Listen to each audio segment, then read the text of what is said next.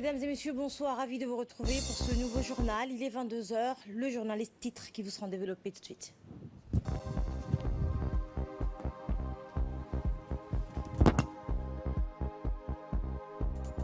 Un atelier de travail sur les statistiques irrégulières migratoires s'est tenu au Palais du Peuple. Et la Palestine a exhorté mardi les Nations Unies à soutenir la coalition internationale dirigée par le quartet qui vise donc à trouver une solution juste et durable à la question palestinienne. Bonsoir et merci de nous accueillir chez vous. La ministre des Affaires sociales et des Solidarités, Mona Ousmane Aden, a reçu hier dans la matinée pour une visite d'adieu la représentante à Djibouti du Programme alimentaire mondial, le PAM, Matunta Chimuka, dont sa mission a pris fin en République de Djibouti. Cette visite de courtoisie a été l'occasion aussi de partager sur le partenariat fructueux entre les deux institutions à travers les programmes mis en œuvre de concert.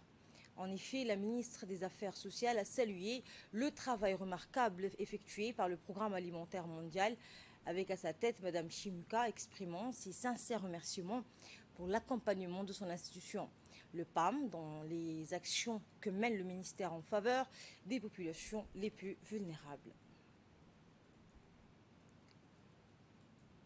À la une également, la salle de réunion de l'UNFD a abrité ce matin une cérémonie de remise d'équipements et de fournitures destinés aux associations djiboutiennes, financées par l'USAID et mis en œuvre par le FHI 360. Ces matériels composés d'équipements informatiques et bureautiques renforceront les capacités des associations djiboutiennes. Écoutez l'ambassadeur des États-Unis d'Amérique à Djibouti.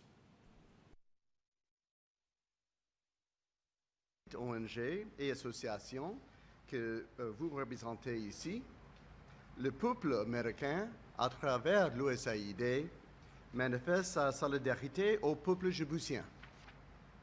En s'appuyant sur la vision Djibouti 2035 du président Ismaël Omar Guelleh, sous ses piliers 2 et 4, ça veut dire bonne gouvernance et consolidation du capital humain.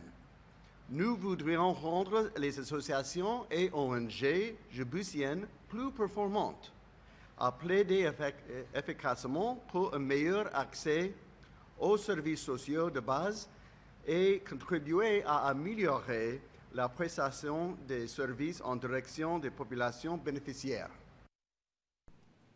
Et pour sa part, la vice-présidente de l'UNFD, Mme Hasna Hamad Bilil, a remercié tous ceux et celles qui n'ont ménagé aucun effort pour la réussite de ce programme. On l'écoute.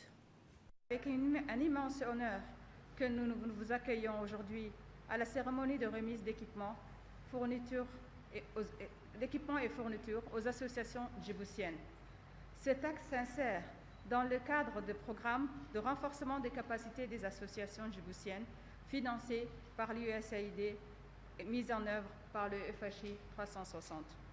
L'Union nationale des femmes djiboutiennes, doyenne des organisations de la société civile, et les autres organisations et associations djiboutiennes ont vu leurs capacités renforcées dans le cadre de ce programme avec un appui technique en matière de planification, de stratégie, de formation et de coaching. Aujourd'hui, il s'agit d'un appui institutionnel qui consiste à une dotation en équipement et fourniture du bureau pour le bon fonctionnement des organisations. Nous adressons à cette occasion nos vifs remerciements au nom de l'UNFD et au nom de toutes les organisations ici présentes, à l'USAID et l'ambassade des États-Unis qui n'a ménagé aucun effort pour soutenir les ONG et leur permettre de prendre part activement au développement durable de notre pays. C'était dans les titres le directeur de l'Institut national des statistiques, M. Idriss Ali Sultan, a présidé ce matin un atelier de travail sur les statistiques irrégulières migratoires au Palais du Peuple. En étroite collaboration avec l'OIM, l'objectif de l'atelier a été de compléter le questionnaire pays sur la migration de la main-d'œuvre qui va poser les jalons afin de servir à la 3e édition du rapport sur les statistiques de la migration de la main-d'œuvre en Afrique. L'atelier a permis également de compléter le questionnaire pays sur la migration irrégulière, réunissant autour de la table les hauts cadres des différents ministères sectoriels des institutions gouvernementales et non gouvernementales disposons de statistiques sur la migration à Djibouti. La migration de la main-d'œuvre est devenue de nos jours un phénomène politique, économique, social et culturel de grande ampleur. Les résultats attendus vont permettre de rassembler autant de données sur la migration et compilées par les divers partenaires. Le directeur de l'Institut national des statistiques, Idriss Ali, contextualisant ce phénomène, a dans son allocution rappelé que la Corne de l'Afrique, et notamment la République de Djibouti, est une région caractérisée par d'intenses mobilités circulatoires depuis plusieurs années. Nous l'écoutons. Vous savez, la migration est aujourd'hui un phénomène planétaire qui affecte la vie de la plupart des gens à travers le monde. Il n'y a pas d'émission ou d'émissions télévisées où on ne parle pas d'immigration dans le monde. Lorsqu'on regarde en 2019 par exemple, on estimait à 272 millions le nombre de migrants internationaux et chaque année le nombre de personnes qui franchissent une frontière internationale augmente de plus en plus et ne cesse d'augmenter. L'un des plus grands défis de notre époque est de répondre efficacement au déplacement de populations à grande échelle, et notamment au mouvement des migrants en situation irrégulière sur lesquels il est particulièrement difficile d'obtenir des informations précises. Si dans le temps on parlait beaucoup de la Méditerranée, je pense qu'au niveau de Djibouti, au niveau de la Corne d'Afrique, notre région est sujette à une migration très massive. Au niveau de la Corne de l'Afrique, n'est pas épargnée justement de mouvements migratoires et la région est caractérisée par d'intenses flux migratoires internes et internationaux et ceci depuis plusieurs décennies. Le nombre de migrants et de personnes déplacées internes et de réfugiés se chiffre à des millions, par exemple, au niveau de la Corne de l'Afrique. Notre pays, en raison de sa position géographique, géostratégique, entre l'Afrique de l'Est et les États du Golfe, constitue un pays de transit essentiel pour les flux migratoires dans la région. Selon les estimations, les très rares estimations que l'OIM nous a permis d'avoir, nous avons environ 100 000 personnes qui arrivent chaque année dans notre pays. 100 000 personnes. Et compte tenu de notre population qui est très faible, cela représente un pourcentage très élevé. Dans l'actualité également, l'école internationale de perfectionnement à la pratique de la police judiciaire a abrité ce matin une cérémonie de clôture de la première promotion du stage national de perfectionnement d'enquêteurs d'une durée de 6 semaines. Ce stage qui a débuté le 14 juin dernier a rassemblé 19 stagiaires issus de la garde-côte, la police nationale et de la gendarmerie nationale. Présidé par le chef d'état-major de la gendarmerie nationale, le colonel Zakaria Hassan Aden.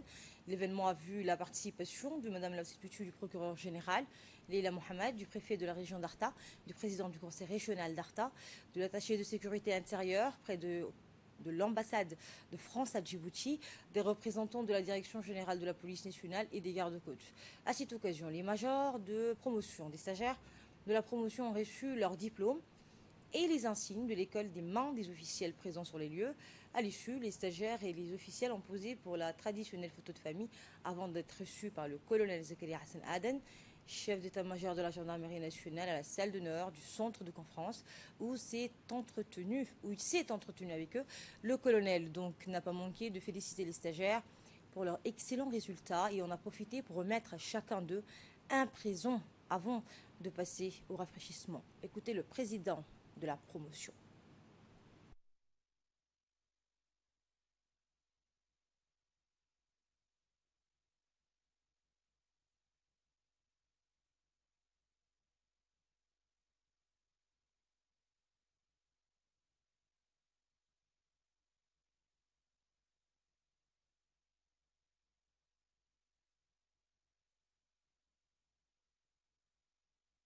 C'est avec un immense plaisir et une grande fierté que je m'exprime au nom des stagiaires ici présents et à mon nom propre pour d'abord vous dire merci d'avoir honoré de votre présence le présent événement malgré vos multiples contraintes.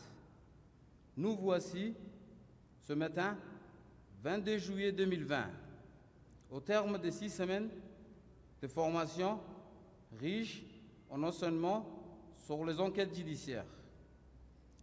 Cette formation a enregistré la participation de 19 stagiaires issus de la police nationale, de la gendarmerie nationale et de la garde-côte, venus à l'école internationale de perfectionnement à la pratique de la police judiciaire de Djibouti.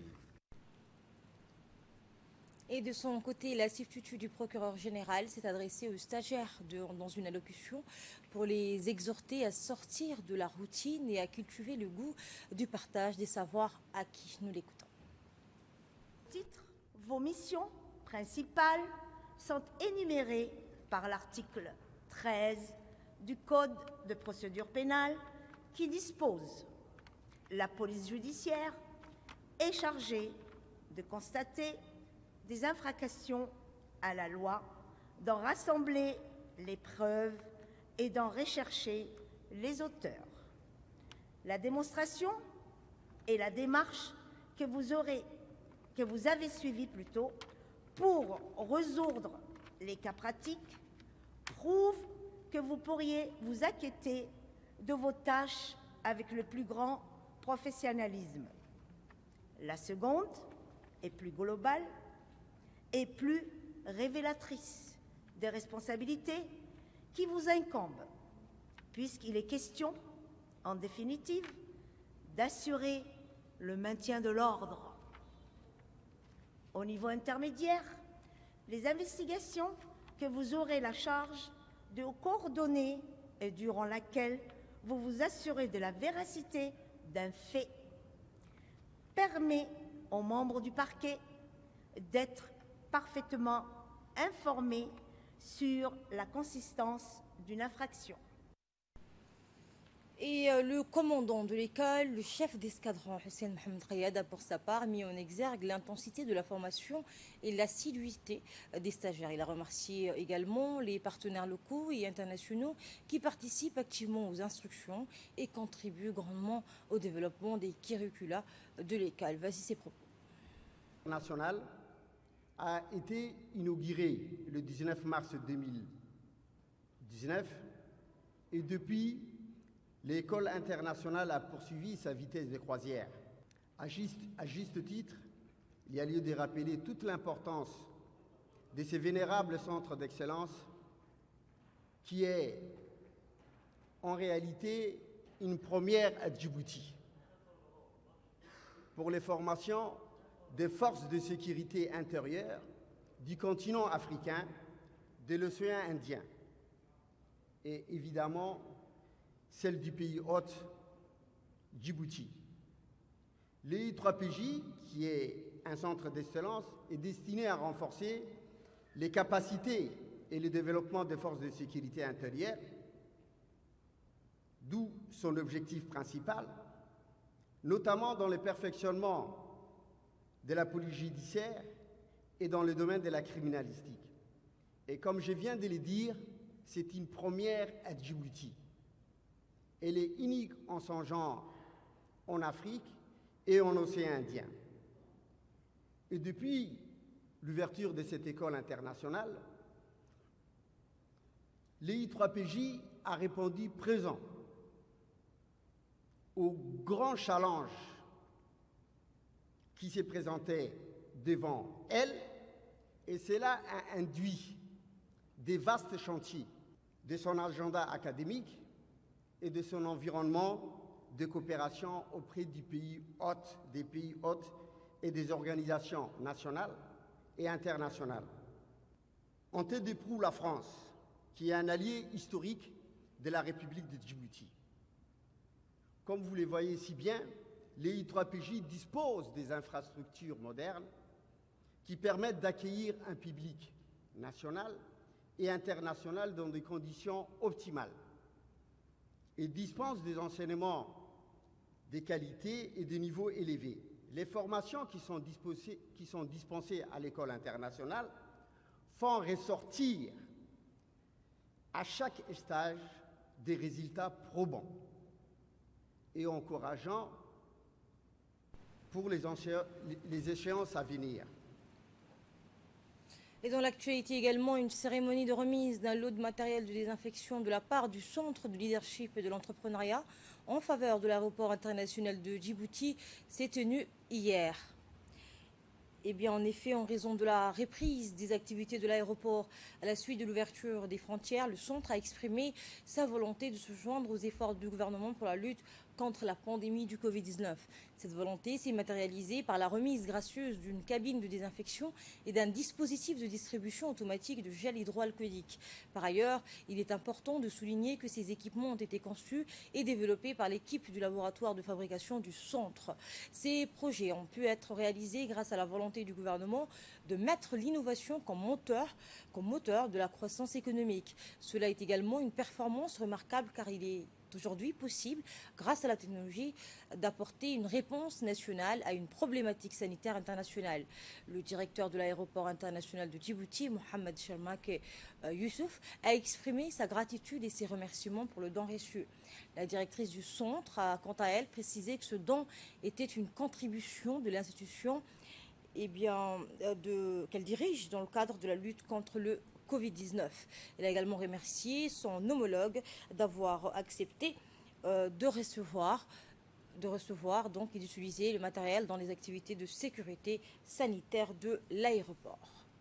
Et il est l'heure donc de retrouver à présent le point de presse quotidien du ministère de la Santé concernant l'évolution de la situation du Covid-19 à Djibouti pour aujourd'hui. 377 tests ont été réalisés, 20 patients ont été déclarés guéris, 3 tests sont avérés positifs et 2 cas de décès. N'hésitez pas à appeler le 1517 pour toute information utile ou en cas de suspicion de symptômes liés au Covid-19. Restez vigilants, respectez les gestes barrières, protégez-vous et protégez les autres. La salle de la réunion de la mairie a abrité ce matin une cérémonie de signature d'une convention du partenariat entre la mairie de Djibouti et le réseau national pour le développement social. Cette convention de partenariat porte plusieurs points importants, à savoir l'initiative à 3 toiles dont le réseau national pour le développement social dispose d'un droit d'auteur, la participation de la mairie de Djibouti au projet de la société civile plurielle du COMESA par le jumelage de Djibouti avec les autres capitales des pays du COMESA et à l'inauguration de la bibliothèque interculturelle du centre.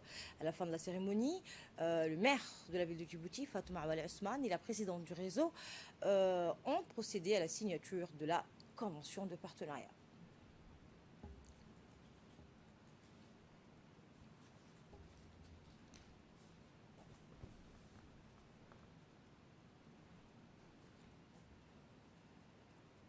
Structurer toutes nos attentes. Après, je crois, mon équipe peut bien suivre la structure positive. Je compte sur vous. On veut faire du bien pour le pays, pour la société civile, pour les faibles. C'est notre devoir. On doit laisser des traces de notre vie positive. C'est mon objectif. Merci pour votre attention. Est opérationnel, une étape décisive vient d'être franchie. Ce corridor nord va sans doute fluidifier et améliorer les trafics éthiopiens et donner donc une entière satisfaction pour le marché éthiopien. L'arrivée du premier vraquier au port de Tadjoura marque le début des activités portuaires et frontalières qui contribueront donc non seulement au désenclavement de la région, mais elle va engendrer des opportunités d'emploi pour la région de Tadjoura. Les autorités de cette région se sont rendus sur place et ont accueilli les premières camionnettes acheminant les marchandises à destination de l'Éthiopie. La douane ainsi que la contribution restent mobilisés pour assurer les contrôles des véhicules pour veiller strictement au bon déroulement des opérations des marchandises.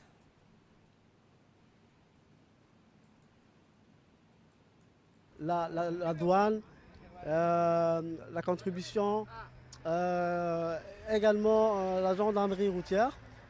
Mais aussi nous sommes actuellement en parfaite harmonie avec l'armée qui était déjà là avant nous. Mais comme le texte l'exige, nous avons repris la relève pour contrôler le passage des véhicules, les papiers et tout. Le travail se déroule très bien.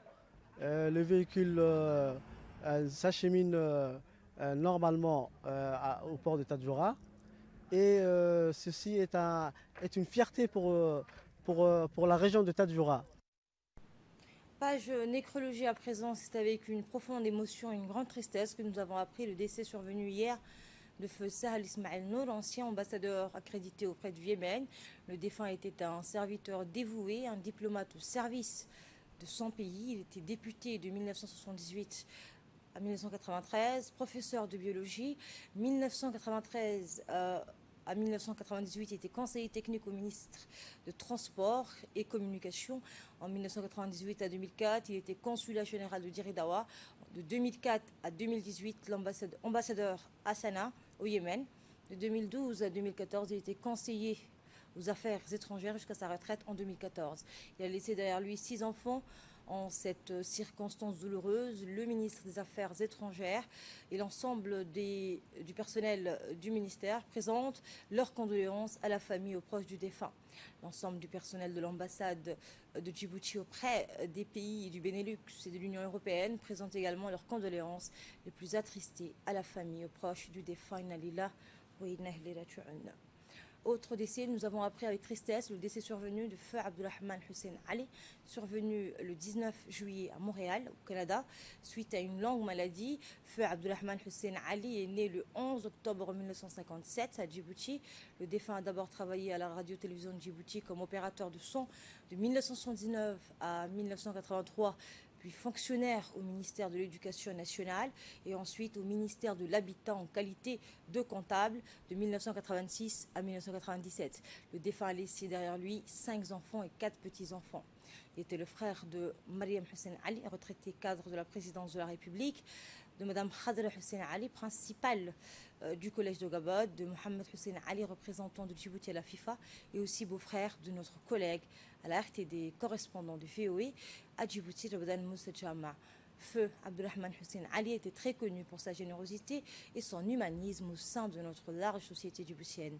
Qu'Allah ait pitié de son âme et l'accueille en son paradis éternel. Inna lillahi wa inna ilayhi raji'un.